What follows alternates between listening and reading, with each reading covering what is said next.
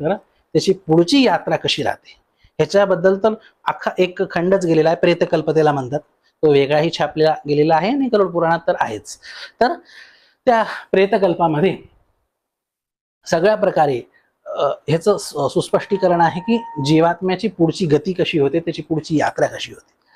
आता वैज्ञानिक सुद्धा जे प्रामाणिक आहेत, मग ते आइन्स्टाईन असतील, अजून त्यांच्या परवर्ती परंपरेचे जर असतील, तर हे सुद्धा पुनर्जन्म मानतात. बरं, खूप रिसर्च केल्यानंतर तुम्ही रिलेटिव्हिटीचा सिद्धांत बघा त्यांचा, अजूनही यांचा विचार करा.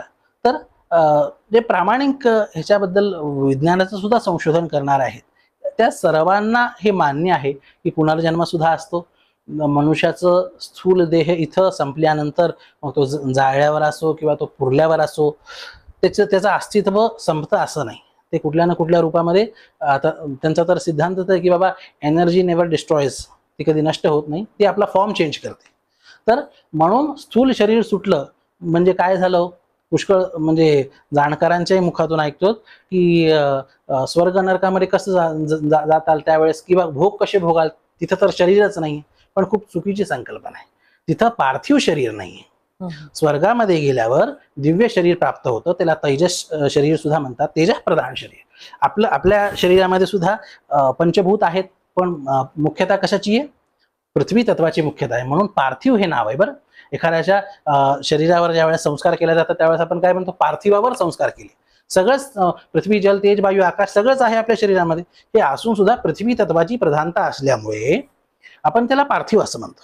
तसं ज्यावेळेस स्वर्ग असेल, वैकुंठ कैलास इत्यादी भूर्भुवस्वर जनस्तपसत्य लोक इत्यादी लोक असतील, ह्या सद्गतीतल्या लोकांकडे जाताना त्यावेळेस दिव्य शरीर असेल किंवा तेजस शरीर असेल, दिव्य शब्दाचा अर्थ सुद्धा दिवी म्हणजे प्रकाश स्वरूप आणि तेजस शरीर हे समानार्थी शब्दच आहेत. तर अशा प्रकारचं शरीर प्राप्त होतं. ज्यावेळेस नरकादी योनींमध्ये जातो त्यावेळेस यातना शरीर प्राप्त होतं.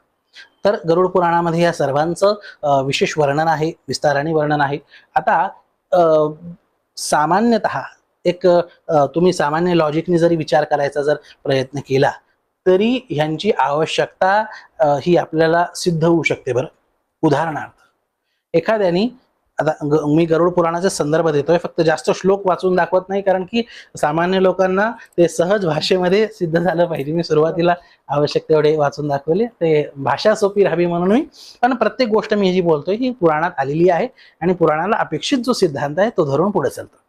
आता गरुड पुराणामध्ये हे आलेलं आहे की बाबा नरक सुद्धा असतो, स्वर्ग सुद्धा असतो, सात्विक लोक सुद्धा असतात, सद्गती प्रदायक लोक सुद्धा असतात आणि दुर्गती प्रदायक लोक सुद्धा असतात. आता सामान्य बुद्धीने जर विचार करायचा झालं म्हणजे लोक सरळ आक्षेप घेतात, कोणी पाहिला स्वर्ग, कोणी पाहिला नरक.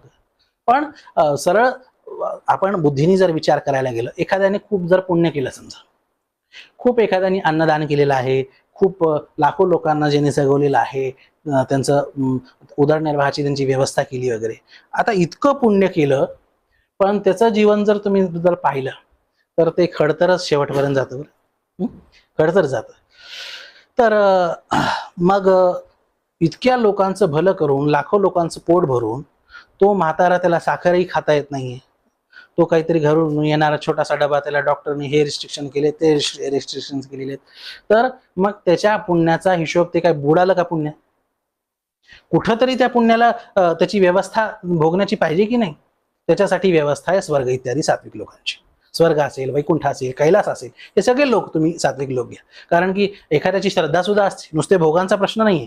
एखाद्याची श्रद्धा आहे माझी भगवान श्रीकृष्णांवर, माझी भगवान श्रीमान नारायणांवर, तर मला वैकुंठात जायला आवडेलच. एखाद्याची श्रद्धा आहे भगवान शंकरांवर, त्याला कैलासाला जायला आवडेलच. त्याला भोग सुद्धा पाहिजेत, तर मला माझ्या परमेश्वराजवळ राहून जे काही पाहिजे ते पाहिजे, मला देवाला सोडून काही नको.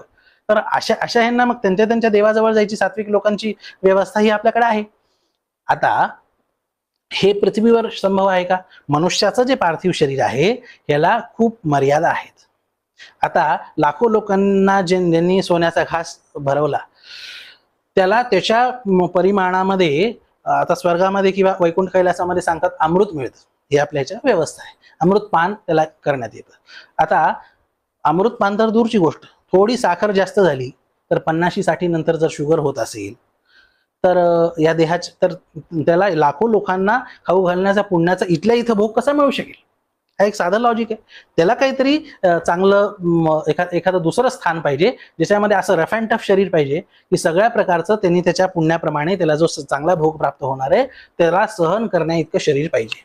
ते शरीर मनुष्याचं नसतं, म्हणून ते देवता इत्यादींचं दिव्य शरीर असतं. तर ज्याला तेजस शरीर आपण समजू, आणि त्या शरीरामध्ये राहून त्यांनी केलेल्या पुण्यकर्माचा तो सुख उपभोग करतो. त्यासाठी तसं शरीर पाहिजे. मनुष्य शरीरामध्ये ते शक्य नाही. नाण्याच्या दोन्ही बाजू असतात. आता तुम्ही हेच पापाच्या दृष्टीने विचार करा. एखाद्या दुर्दांत एखाद्या पाप्याने लाखो लोकांना तडपून मारलं आणि तो सुखासुखी गेला, असे उदाहरण आहेत. असे इतिहास की तो दोन चांगलं होतं आणि घोड्यावरून सहज जाताना पडून लगेच तिथल्या तिथं त्याचे प्राण गेले. आणि लाखो लोकांची त्यांनी तळतळाट घेतलेले आहेत. लाखो लोकांचं त्यांनी जीवन उद्ध्वस्त केलेलं आहे आणि तो 2-5 क्षणामध्ये निघून गेला. मग त्याचं काय म्हणजे त्याच्या पापाचं हे कुठंतरी भोगायला काही व्यवस्था पाहिजे की नाही? त्याच्यासाठी नरकाची व्यवस्था, नरकाधिकांच्या व्यवस्थेमध्ये काय आहे? तिथं यातना शरीर मिळतं.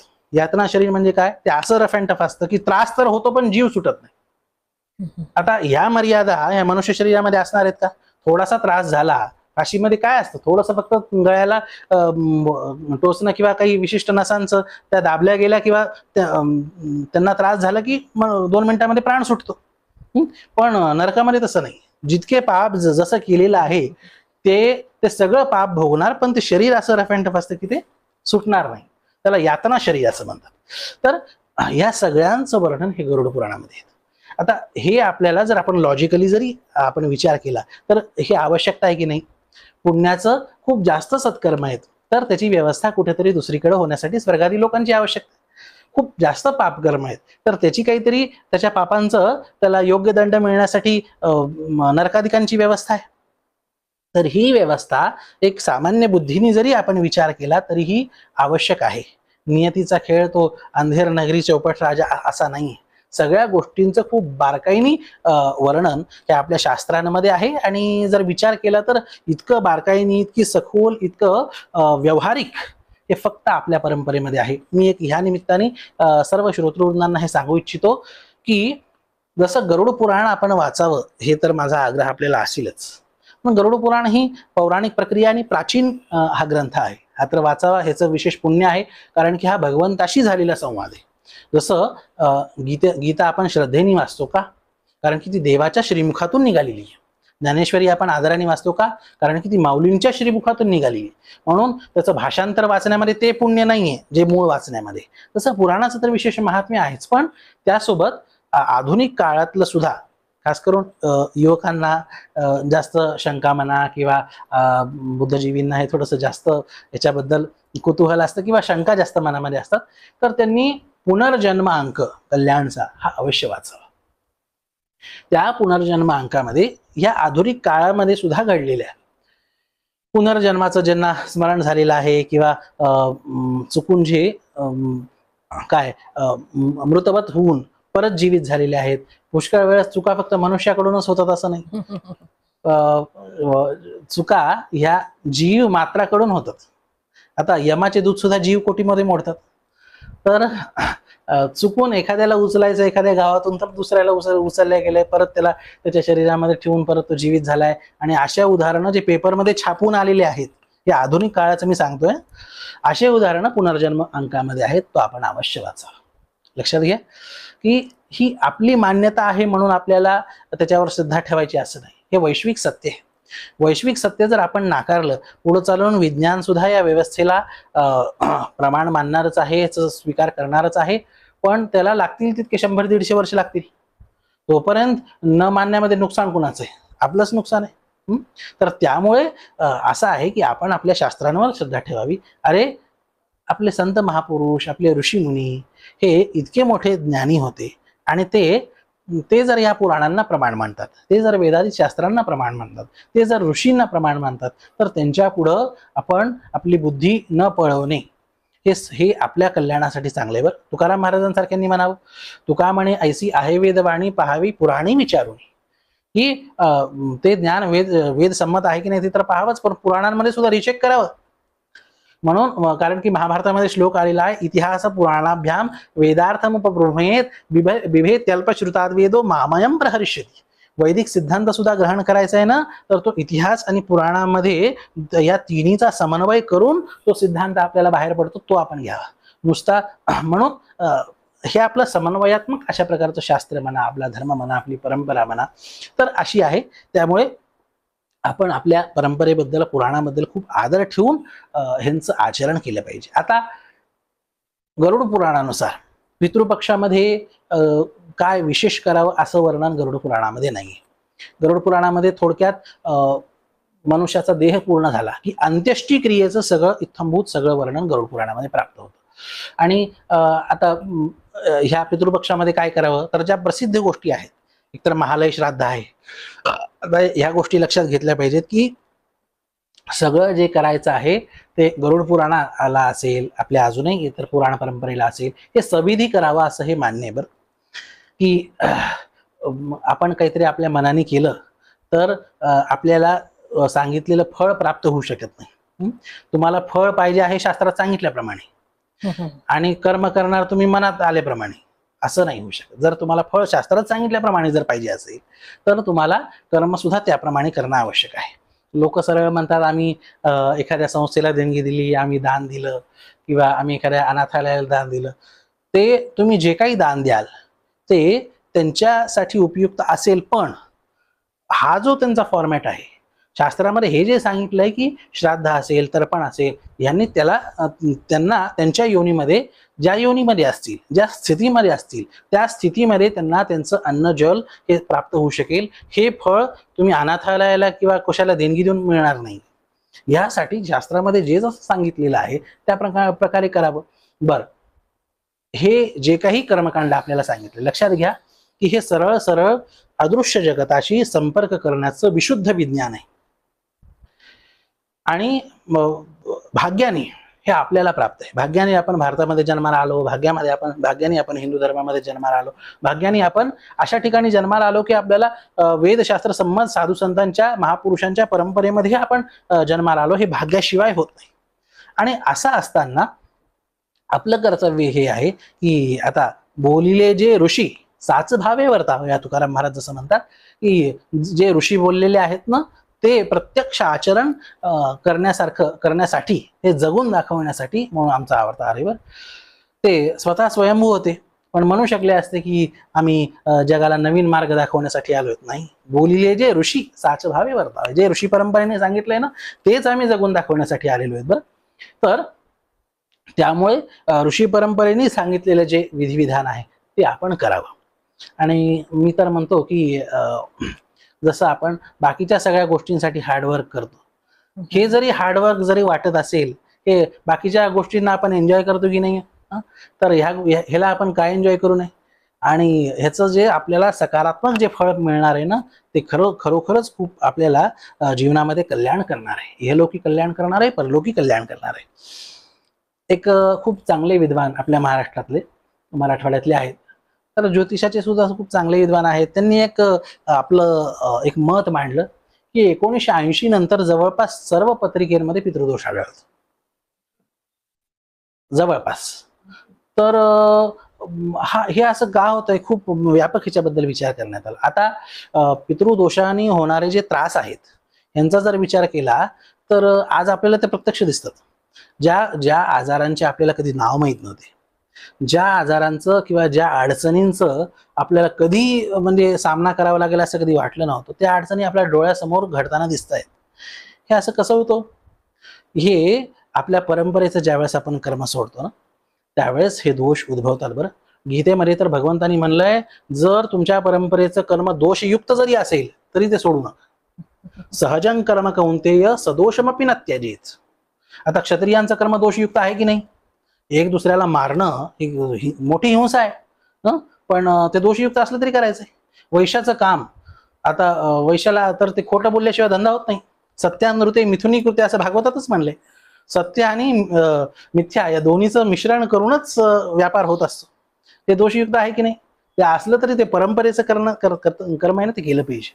आता जे परंपरेने जे व्याध असतील किंवा जे भिल्ल असतील, आता ह्यांना ते जंगलातले पशु वगैरे ह्यांचं, आता महाभारतामध्ये तुम्ही जर ते धर्मव्याधाचा जर जो प्रसंग पाहिला तर धर्मव्याधाच्या प्रसंगामध्ये तो म्हणतो की तो एक व्याध असतो आणि तो एका ब्राह्मणाला हा तत्वज्ञानाचा उपदेश करतोय. त्या जाजली ब्राह्मणाचं आणि त्या धर्मव्याधाचा उपदेश महाभारतामध्ये एकदा उडून पाहावा. एक ब्राह्मण ब्रह्मचारी आणि त्याला एक व्याध उपदेश करतोय. काय या भारताचा अधिकार आहे, काय या भारतामध्ये विशेषता आहे? स्वे स्वे कर्मण्य भिरतः संसिद्धीं लभते नरः. इतकी समानता ही जगातल्या कुठल्या धर्मामध्ये आहे? आपल्या आपल्या अगाजया जे विहित ते ईश्वराचे मनोगत, ज्ञानेश्वर माऊलींचं वर्णन आहे. तर ज्याला जे विहित आहे ना ते त्यासाठी ते त्याचं विहित कर्म, ते त्याचं वर्णाश्रमोक्त कर्म हे भगवंताची इच्छा आहे. बरं, श्रुती स्मृती ममई वादनी असं भगवंत म्हणतात. श्रुती आणि स्मृती यांच्यामध्ये ज्या दिलेल्या आज्ञा आहेत ना ह्या माझ्या आहेत, आणि तो जो मानत नाही ना तो न माझा भक्त आहे न स भक्त स वैष्णवा, न तो माझा भक्त आहे ना तो वैष्णव असू शकतो, असं इतकं कठोर देव म्हणतात. तर जो आपापल्या कर्मामध्ये प्रतिष्ठित राहतो ना त्याला ज्ञान होतं, त्याला त्याचा अधिकार वाढत जातो. आपल्याकडे फळापासून कुणालाही वंचित ठेवलेलं नाही. फळ काय? मोक्ष हे फळ आहे ना, धर्मार्थ काम मोक्ष हे चतुर्विध पुरुषार्थ हे फळ आहेत ना, किंवा ज्ञान प्राप्ती हे फळ आहे ना. आत्मज्ञान असेल, ब्रह्मज्ञान असेल, तत्वज्ञान असेल, तुम्ही तुमच्या कर्मामध्ये जर राहिलात तर तुम्हाला तुमच्या असलेल्या स्थितीमध्ये तुम्हाला ज्ञान होणार आहे, मोक्ष होणार आहे. याचं सर्वात मोठं उदाहरण म्हणजे ते धर्मव्याधाच. तर तो धर्मव्याध तो त्याचं व्याध कर्म करता करता ज्ञानी झाला. व्याध कर्म म्हणजे काय?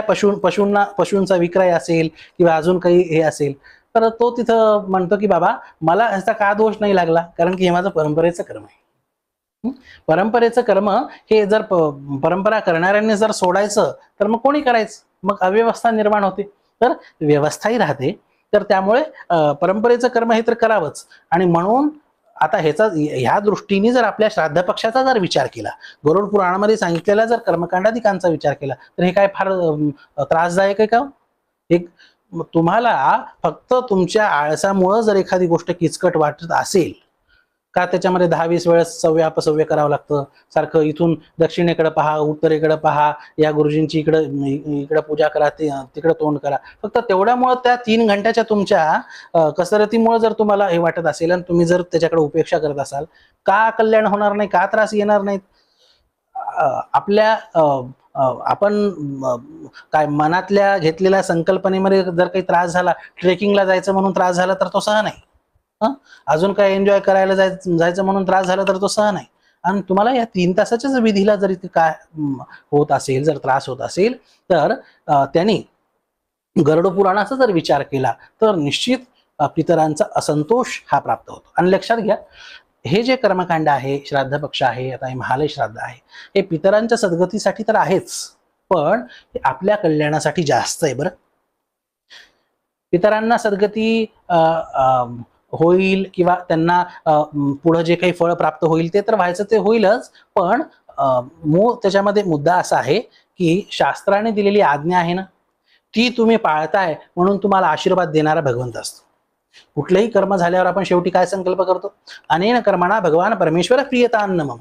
ह्या माझ्या केलेल्या कर्मापासून तो परमेश्वर प्रसन्न हो. श्राद्धाचा सुद्धा असेल तर त्याच्या पितृस्वरूपी जनार्दन प्रियतान्न मम. सर्व पितृस्वरूपी असणारा तो जो जनार्दन आहे ना, जो भगवंत आहे ना, तो प्रसन्न व्हावा.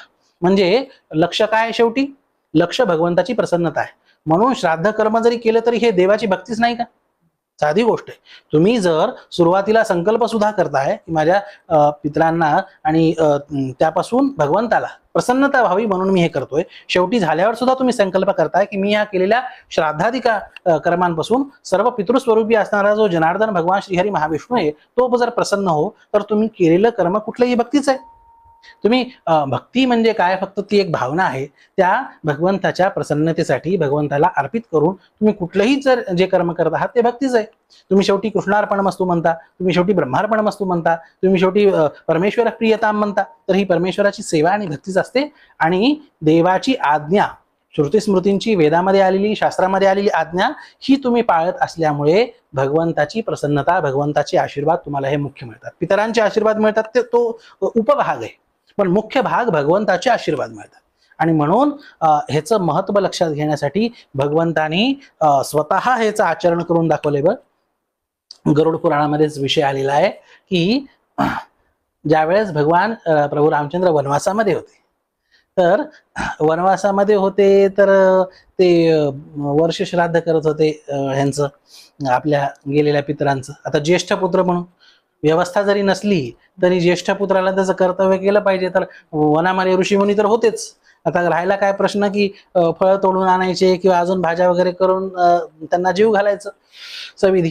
तर श्राद्ध इत्यादी कर्म करताना तर इथं वर्णन आहे किती गरुड पुराणामध्येच आपला अधिकार वाढला की कशा प्रकारे आपण आपल्याला ह्या दैवी शक्तींचं, या अदृश्य जगताचं प्रत्यक्ष दर्शन होतं. ह्याचं उदाहरण आहे. हे वाढत असताना जसं ऋषी आसनावर बसतात, देवस्थान पितृस्थान वगैरे सगळ्या ह्याच्यामध्ये असतील, आणि होतं असं की सीता माता ही दचकून जाते आणि एका बाजूला जाऊन एका वेलीच्या आड लपते. प्रभू रामचंद्र विचार करतात की बाबा वाढायची वेळ आणि ही गेली. त्यांनी विचार केला की बाबा ठीक आहे, मी वाढतो, हरकत नाही, नंतर तिला पाहूया, वाढायचं काम मी करतो. ते प्रसंग वाचताना रोमांच उभे राहतात. प्रभू रामचंद्र स्वतःच्या हाताने सगळं घेऊन वाढतायत, सुरुवातीच्या मिठापासून ते पाण्यापासून तर सगळं आहे ना, आणि सगळं वाढत करतात.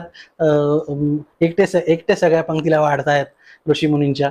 आणि आता ऋषीमुनींचं मग जेवण झालं आणि त्यानंतर मग बाकीचं जसं जेवण वगैरे झालं, प्रभू रामचंद्र हे सीता माताजवळ जातात आणि विचारतात की बाबा अगं तू वाढायच्या वेळेस कुठे गेलीस, काल समोर आला नाहीस. सीता माता म्हणते मला हे ब्राह्मण दिसतच नव्हते, ऋषीमुनी दिसतच नव्हते, मला साक्षात ह्यांच्या रूपामध्ये दशरथ महाराज हे प्रत्यक्ष बसलेले दिसत आहेत आणि तुमचे सगळे पूर्वज हे बसलेले दिसत आहेत. हे ऋषीमुनी नाहीच आहेत, हे सरळ तुमचे पूर्वज आहेत. आणि दशरथ महाराजांनी मला शेवटचं बघितलं होतं तर सगळ्या अलंकारांसहित बघितलं होतं. आज जर मी वल्कल आणि ह्या सगळ्या वनवासी वेशामध्ये जर त्यांच्या समोर जर गेले त्यांना वाईट वाटेल म्हणून मी समोर आले. त्यांचा आग्रह होता की कमीत कमी सीता तरी वनवासामध्ये जाऊ नये. त्यांचा आग्रह होता की कमीत कमी सीतेला तरी ह्या वनवासी वेशामध्ये जायला लावून. ती दुसऱ्याच्या घरची पोर आहे आणि तिचं व्यवस्थित सगळं अलंकृत असावं आणि तिला सगळ्या सन्मानास सकट तिने जावं. कैकेयीची आठ कुणासाठी?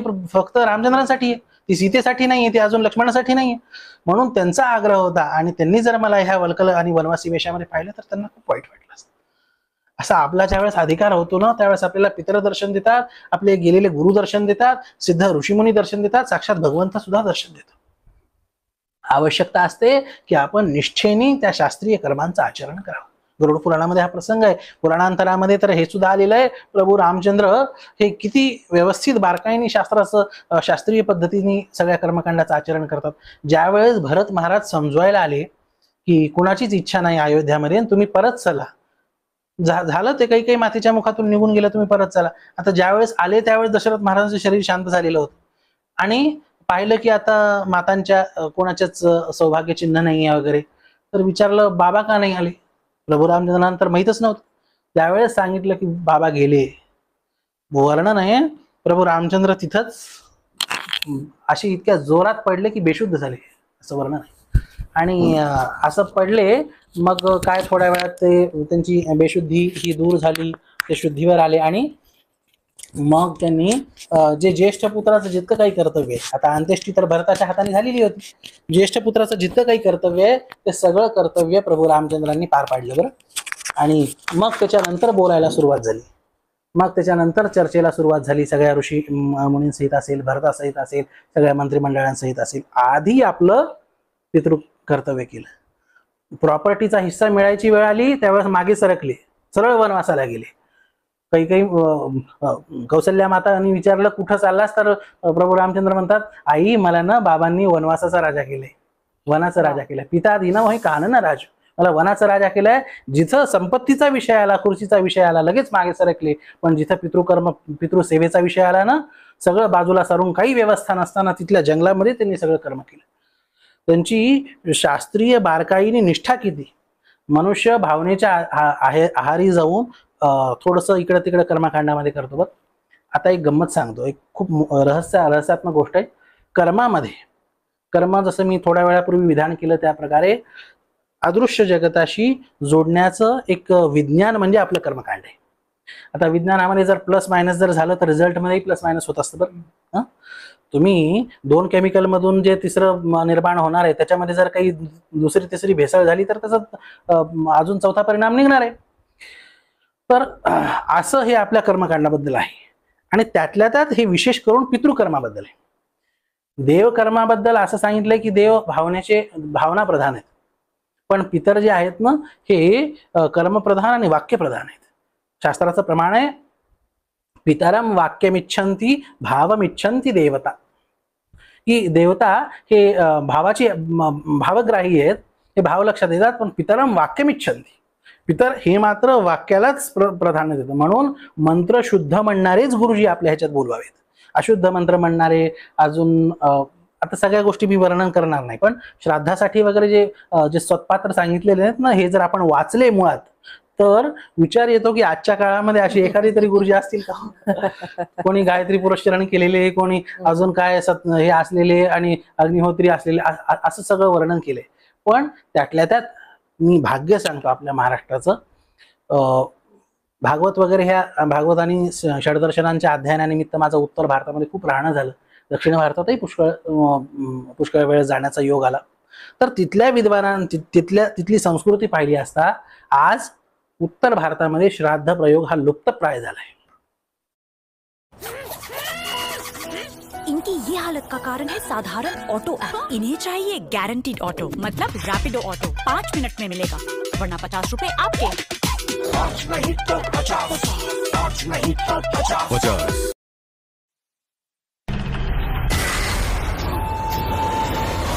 तुम हो कौन? तुम्हारी रूममेट. तो रेंट आधा आधा. ओके. हल्के हल्के बाइट वाले पफकॉर्न यमी चीज खाओ और हल्के में लो. महत्व कुठं आहे सर्वाधिक श्राद्धाचं? गयेला. तिथं सुद्धा तुम्ही पाहिलं, तुम्ही काशीला जर पाहिलं, तुम्ही अजून काय बद्रीनाथाच्या त्या ब्रह्मकपालावर पाहिलं, कोणीही श्राद्ध तर दूर शुद्ध तर्पण सांगणारे गुरुजी उपलब्ध नाहीत. दुर्लक्ष करता करता करता करता आज त्या प्रांतांमधून हे तिथे विद्वान लुप्त होत गेले. बरं, आज सुदैवाने महाराष्ट्रामध्ये इतकी वाईट स्थिती नाही आलेली की आपल्याला वैदिक विद्वान भेटतच नाहीत बाबा. तिथल्या लोकांमध्ये आम्ही तळमळ पाहिली, पंडित जी ऐसा कोई हो तो बताइए कि जिससे हम सविधि हम शास्त्र में पढ़ते हैं, हमने गरुड़ पुराण पढ़ा है, हमने और वो श्राद्धांक पढ़ा है, उसमें जितनी बारकाई से और हर क्रिया के मंत्र है, ऐसे मंत्र पढ़ने वाले पंडित जी हमें मिलते नहीं. तो कोई हो तो बताइए. ते इतके तळमळतात, त्यांना कोणी भेटत नाहीत. आणि आपल्याकडे असून सुद्धा जर आपण उपेक्षा करत असू तर हे आपलं मंद भाग्य मानावं लागेल. बरं, आणि त्यामुळे असणाऱ्या आपले जे काही आपण हा प्रयत्न करावा की आपण चांगल्यातले चांगले गुरुजी आपण हे करावे, आपण आणण्याचा प्रयत्न करावा. आमचे गुरुजी सांगतात जसं आपलं एखादं ऑपरेशन असेल, ते आपलं काही शारीरिक काही कर्म करायचं असेल, आपण चांगल्यातला चांगला डॉक्टर प्रयत्न करतो की नाही. आपली एखादी कोर्टामध्ये काही आपलं काही मॅटर असेल, आपण चांगल्यातला चांगला वकील अपॉइंट करण्याचा प्रयत्न करतो की नाही. त्या प्रकारे आपल्याला भगवंताची सेवा, आपल्याला आपल्या पितराधिकांची सेवा जर ह्या ह्याच्यातून करायची असेल ना तर आपण चांगल्यातले चांगले गुरुजी आपण बोलवावेत. आणि मग आपल्याला प्रयत्न करून जे गुरुजी उपलब्ध होतील ना त्यांच्यामध्ये हे आपण ऋषीमुनींची भावना करावी. सगळा खेळ भावनेचा आहे. भावे ही विद्यते देवो हा श्लोक गरुड पुराणामध्ये सुद्धा आलेला आहे, विविध पुराणांमध्ये सुद्धा आलेला असेल, गरुड पुराणामध्ये सुद्धा आलेला आहे. तर काय सांगितलं ह्याच्यामध्ये की वसिष्ठ वामदेव सदृश ब्राह्मणा, काय भावना करायची त्यांच्यामध्ये की साक्षात वसिष्ठ ऋषी आणि वामदेवांसारखे महान ज्ञानी आणि योगी महर्षी हे माझ्यासाठी माझ्यावर कृपा करण्यासाठी आसनावर बसलेले आहेत, अन्न ग्रहण करण्यासाठी बसलेले आहेत. ही ज्यावेळेस तुम्ही भावना करता ना त्यावेळेस तुम्हाला तसं फळ प्राप्त झाल्याशिवाय राहत नाही. बरं, वाराणसीची सत्य घटना ही कल्याणच्या एका अंकामध्येच प्रकाशित होऊन आलेली आहे की एक व्यापारी होते आणि ते वैश्य आणि व्यापारी होते आणि दरवर्षी ते खूप आदराने आपलं पितृकर्म करायचे.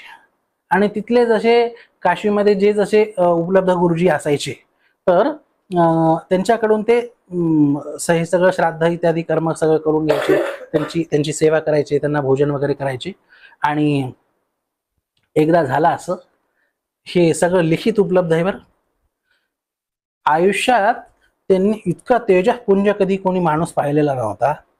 असा जवळजवळ 8 फुटी माणूस हा त्यांच्या श्राद्धाच्या दिवशी आला. आणि मग काय, जसं प्रभा पसरते आहे, जसं आता आपण पाहतोय की हा प्रकाश पसरतोय ना, असा प्रकाश त्यांच्या चेहऱ्यावर पसरत होता. प्रभावळ त्यांच्या मागे सहज दिसत होती. आता असा कोणी माणूस पाहिल्यावर ते तर दंडवत केला त्यांनी, तुम्ही कोण आहात काय नाही. आधी स्वागत केलं, घरात घेतलं. मग पूर्वी पद्धत होती, कोणी आलं तरी पाद्यपूजा करायची. इतका तेजस्वी माणूस आलाय तर पाद्यपूजा करावीच. पाद्यपूजा वगैरे केली, सगळं त्यांचं हे केल्यावर मग 15-20 मिनिटांनी विचारलं, आपण कोण आहात? त्यांनी सांगितलं की मी भरद्वाज आहे आणि तुझी पितृकर्मावर श्रद्धा आहे आणि दरवर्षी तू खूप आदराने, खूप तुला जसे हे मिळतील ना, जसे तुला गुरुजी मिळतील त्या गुरुजींमध्ये तू ऋषीमुनींची भावना करायचास. म्हणून मला साक्षात इंद्रदेवाने प्रार्थना केली की जा त्याचं कल्याण करण्यासाठी आज प्रत्यक्ष ऋषी त्याच्या घरी जाऊ दे. आणि म्हणून आमचं शरीर तर खूप दिव्य आहे, पण त्यातल्या त्यात जे सर्वात सामान्य असू शकतं अशा स्वरूपामध्ये आज मी आलेलो आणि जे जेवण करून गेले. त्यांचा वंश आजही आहे. एका व्यापाराची साधी श्रद्धा आणि त्या श्रद्धेच्या बळावर ज्यावेळेस आपण त्या श्रद्धेने ज्यावेळेस आपण कर्म करतो, मग ते पितृकर्म असेल, देवकर्म असेल, देवाला, ऋषीमुनींना, सिद्धांना, योगींना यावं लागतं. आपल्या माहूरचे विष्णू कवी महाराज संत, तर यांच्याही चरित्रातला प्रसंग आहे. दत्तपुराणात टेमेस्वामी महाराजांनी आलेलाच आहे की दत्तप्रभूंना त्यांनी आग्रह केला तर दत्तप्रभू त्यांच्या घरी देवस्थानी बसायला आले, नाही पितृस्थानी बसायला आले. आणि दत्तप्रभूंनी अट घातली की देवस्थानी सुद्धा तेवढा तुल्यबळ पाहिजे तर मी तुझ्या घरी जेवायला येईल. तर ते नित्य अग्निसेवा करायचे, अग्निहोत्र दिले होते. त्यांनी अग्निनारायणाला प्रार्थना केली. दत्तप्रभूंनी अशी अट घातली, तुमच्याशिवाय कोण अधिकारी असतात? देवस्थानी बसायला साक्षात अग्निदेव आले आणि पितृस्थानी साक्षात दत्तप्रभू आहेत. जर आपली भावना तीव्र असेल ना, देवांना सुद्धा यावं लागतं, ऋषीमुनींना, सिद्ध योगांना, सगळ्यांना यावं लागतं. आज लक्षात घ्या, अदृश्य जगतामध्ये हे सगळे ऋषीमुनी सिद्धसंत हे कुठे गेलेले नाहीत, ते सूक्ष्म जगतात आहेत. फक्त आपली तेवढी श्रद्धा, आज श्रद्धेचा अभाव झाला. आधुनिकतेमध्ये सर्वाधिक नुकसान जर कशात झालं असेल, श्रद्धेचं झालंय. कसली अंधश्रद्धा म्हणतात, कसलं काय? अहो, श्रद्धा ही नेहमी समर्पणाची असते. आपल्या संतांचा जर तीव्र भाव जर पाहिला तर आजकालचे लोक त्यालाच अंधश्रद्धा म्हणू शकतील. ज्या देवाला कधी पाहिलेलं नाही त्या देवाच्या नावावर घरदार संसार सगळं सोडणं, मग ते तुकाराम महाराज असतील, मग ते अजून त्या विविध संत असतील, ह्यांनी किती तीव्र वैराग्याने जीवन जगले हो. आणि अनन्य शरणागत होऊन सगळं घरदार बरे झाले देवा निघाले दिवाळे असं म्हणणारे तुकाराम महाराज. आणि न मिळो खावया, न वाढो संतान, परी हा नारायण कृपा करो. पायलट की life, difficult timings, changing weather और ये ड्राइनेस, तेरी सेंसिटिव स्किन खराब हो जाएगी. किसी भी माहौल में ना आप रुकेंगी ना आपकी स्किन. सेटाफिल मॉइस्चराइजिंग लोशन के साथ ये स्किन को डिफेंड करे सेंसिटिविटी के 5 साइंस से. सेटाफिल, हम स्किन की सुने तुम दिल की सुनो. न वाढो संतान, परी हा नारायण कृपा करो असं म्हणणारे तुकाराम महाराज. आणि अगदी विरक्ततेच्या त्या परमहंस अवस्थेमध्ये जाऊन भगवंताची भक्ती करणारे ते तुकाराम महाराज सुद्धा काय म्हणतात, झाले माझे गया वर्जन. माझं गयेचं वर्जन झालंय. बरं, गयेला जाऊन जे पिंडदान इत्यादी करायचं असतं तर ते माझं झालेलं आहे. कशावरून झाले? त्या विरक्त स्थितीमध्ये जाऊन भगवंताच्या उपासनेने हे पूर्ण होतं. बरं,